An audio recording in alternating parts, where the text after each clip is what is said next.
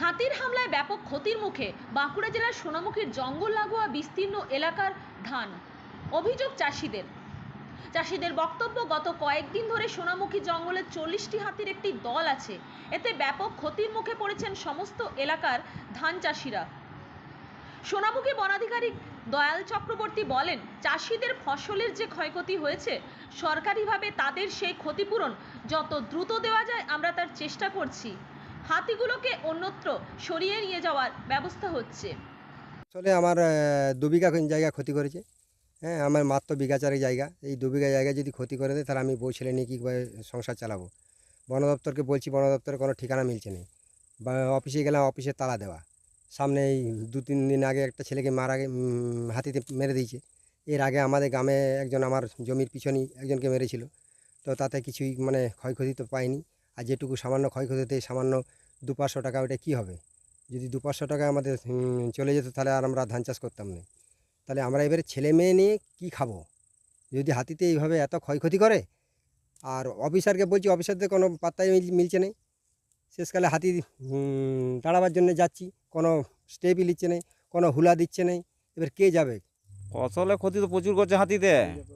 এবার 2 বিঘা 4 বিঘা যা পাশাপাশি থাকছে সেগুলো খেয়ে দিচ্ছে ছিঁড়ে হাতিতে। হাতি তো কিছু রাখছে না। তো পাকা ধানটা খেয়েছে, পাকা ধান নষ্ট করে দিচ্ছে সব। শুয়ারে নষ্ট করছে, হাতি নষ্ট করছে। এইভাবে যদি করতে থাকে, তাহলে আমাদের কী করে কী চালানো যাবে? সংসার চালানো দায় এতেই। এবার 2-4 বিঘা জমি, আমাদের অনেক জমি তো নাই যে প্রচুর জমি আছে যে খাক, কিছু অসুবিধা নেই। আমরা ওই ডাঙা বনধারে চাষ করি, কোনো করে চলে আমাদের। গ্রামবাসী হিসাবে প্রচুর আতঙ্কে আছি। সন্ধেবেলা হলে বাড়ি বাড়ি যেতে পারছি না, বা গ্রাম থেকে সোনামুখী যাওয়ার যে মেন রাস্তায় মানে মানে যেতে প্রচুর ভয় লাগছে। প্রচুর আতঙ্কে আছি। ফসলের প্রচুর ক্ষতি করেছে হাতিরা। এখনও জঙ্গলে প্রচুর হাতি আছে। বন দপ্তরের ভূমিকা কী রয়েছে? বন দপ্তর সেভাবে কোনো সতর্কতা ভূমিকা নিতে পারেনি। বন দপ্তর হাতিগুলি মানে জঙ্গলের দিকে না নিয়ে যেয়ে চাষিদের ক্ষেতের দিকে মানে নিয়ে চলে এসেছে হাতিগুলোকে। এতে মানে ফসলের প্রচুর ক্ষতি করেছে।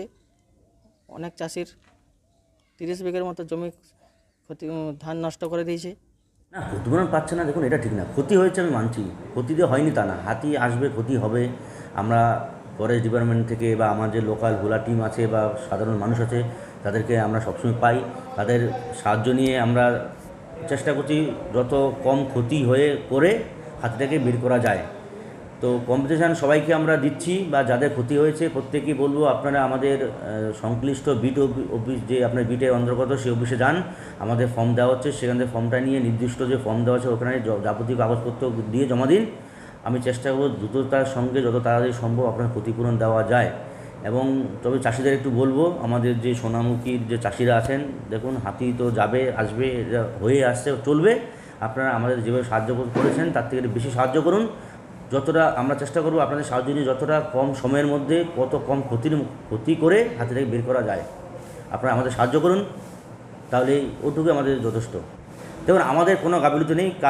কালকে আমার যেমন ইনকাটায় 38টা হাতি ছিল, যেটা হচ্ছে ইনকাটা থেকে মানিকবাজার তোলা হলো। সেখানে হাতিটা নিয়ে যাবো, কিন্তু মাঝখানে রাস্তাটা চাষিরা সব ব্রিগেড করে রেখে দিল, এবং হাতিরা দুই ভাগ হয়ে গেল, এবং দুটো ভাগে এক জায়গায় করা হলো। কিন্তু হাতিটাকে যে নিয়ে যাব চাষিরা আমাকে দিল না। ফলে আমাকে হাতিটাকে, এবং ওরা অনেক গালাগালি আমাদের দিয়েছে। যা গালাগালিটা কোনো সমস্যা নয়, সমস্যা হচ্ছে হাতিটাকে বের করা হচ্ছে আমার উদ্দেশ্য। সমস্যা হচ্ছে যদি রাস্তাটা না ছাড়ে, চাষিরা যদি রাস্তা দাঁড়িয়ে পড়ে, আমি হাতিটা কোন জায়গা দিয়ে নেবো? কারণ ওটাই রুট। তো আজকে আমরা চাষিদের সঙ্গে কথা বলছি, কারণ সব চাষিরা অবশ্য শুভ বুদ্ধি সম্পন্ন। আমি জানি ক্ষতিটা মানে সবাই তো ক্ষতিটা খুব বেশি হচ্ছে, কিন্তু চাষিদের অনুরোধ করব আপনারা আমাদের সঙ্গে একটু সাহায্য করুন। আমরা কম ক্ষতি করে যতটা সম্ভব দ্রুততার সঙ্গে আমার সোনামুখী রেঞ্জটাকে, আমি হাতিটাকে নিয়ে অন্য জায়গায় স্থানান্তরিত করার চেষ্টা করছি, কিন্তু আপনাদের আমার সাহায্য খুব দরকার। বাঁকুড়া থেকে পাপিয়া বারুয়ের রিপোর্ট, নূতন ভোর।